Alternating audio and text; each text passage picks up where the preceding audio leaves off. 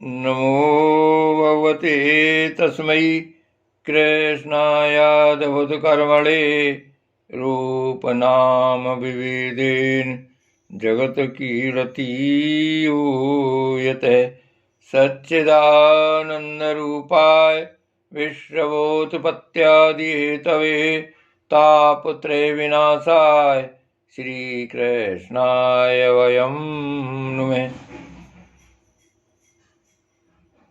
श्रीमद्भागवत महापुराण स्कंद 5वां 22वां अध्याय। भिन्न भिन्न ग्रहों की स्थिति और गति का वर्णन।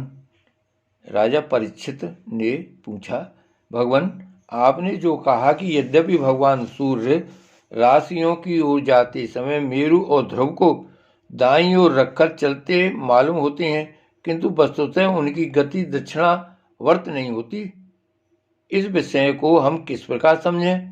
श्री सुखदेव जी ने कहा, राजन, जैसे कुमार के घूमते हुए चाक पर बैठकर उसके साथ घूमती हुई चींटी आदि की अपनी गति उससे भिन्न ही है, क्योंकि वह भिन्न भिन्न समय में उस चक्र के भिन्न भिन्न स्थानों में देखी जाती है, उसी प्रकार नक्षत्र और राशियों से उपलक्षित काल चक्र में पड़कर ध्रुव और मेरु को दाएं रखकर घूमने वाले सूर्य आदि ग्रहों की गति वास्तव में उससे भिन्न ही है, क्योंकि वे काल भेद से भिन्न भिन्न राशि और नक्षत्रों में देख पड़ते हैं।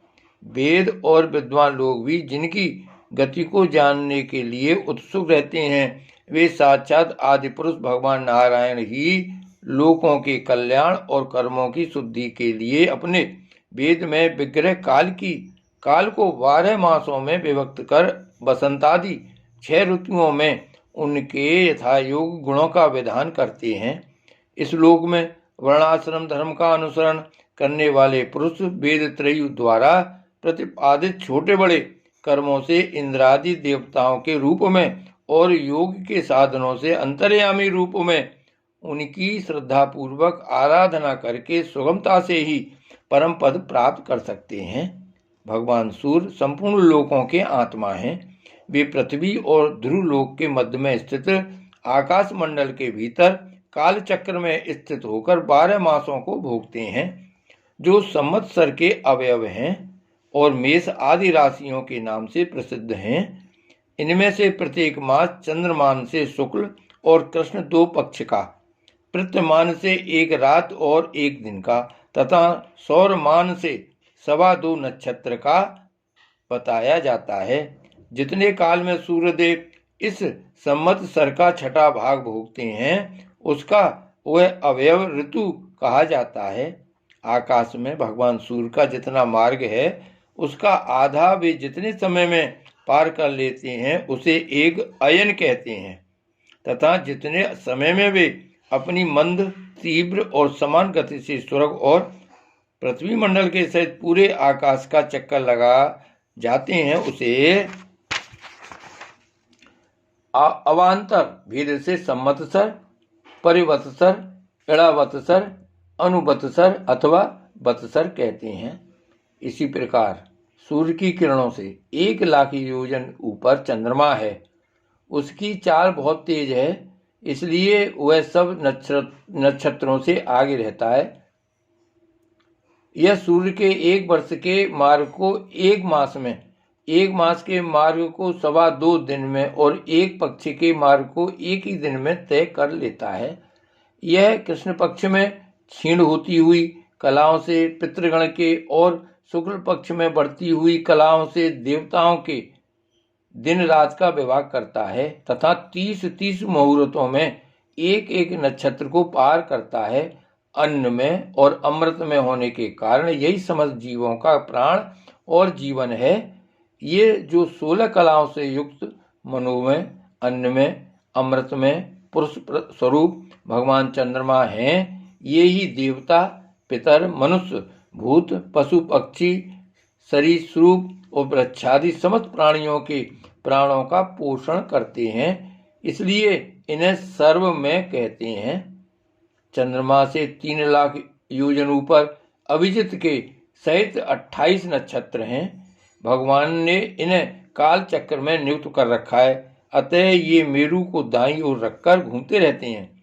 इनसे 2 लाख योजन ऊपर शुक्ल दिखाई देता है। यह सूर्य की शीघ्र, मंद और समान गतियों के अनुसार उन्हीं के समान कभी आगे, कभी पीछे और कभी साथ साथ रहकर चलता है।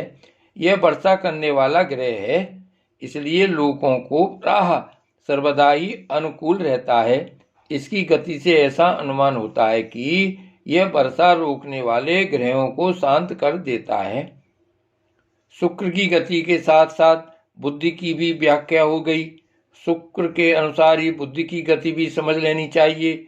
यह चंद्रमा का पुत्र शुक्र से 2 लाख योजन ऊपर है। यह प्राय मंगलकारी ही है, किंतु जब सूर्य की गति का उल्लंघन करके चलता है तब बहुत अधिक आंधी, बादल और सूखे के भय की सूचना देता है। इससे 2 लाख योजन ऊपर मंगल है। वह यदि वक्र गति से न चले तो एक एक राशि को 3-3 पक्ष में भोगता हुआ 12 राशियों को पार करता है। यह अशुभ ग्रह है और राह अमंगल का सूचक है।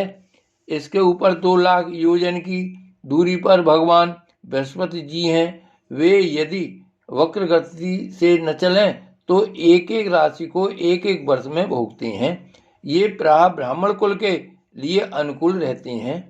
बृहस्पति से 2 लाख योजन ऊपर शनैश्चर दिखाई देते हैं। वे 30-30 महीने तक एक एक राशि में रहते हैं। अतः इन्हें सब राशियों को पार करने में 30 वर्ष लग जाते हैं। ये प्राय सभी के लिए अशांति कारक हैं। इनके ऊपर 11 लाख योजन की दूरी पर कश्यप आदि अश्वत्थ ऋषि दिखाई देते हैं। ये सब लोगों की मंगल कामना करते हुए भगवान विष्णु के परम पद ध्रुव लोक की प्रदक्षिणा किया करते हैं। श्री भागवत भगवान की जय। श्री गोवर्धननाथ की जय। श्री वल्लभाधीश की जय। श्याम स्वरूप श्री यमुने महारानी की जय। परम दयाल श्री गोसाई जी की जय। श्री गोकुलनाथ की जय। जय जय श्री गोकुलेश, जय जय श्री गोकुलेश।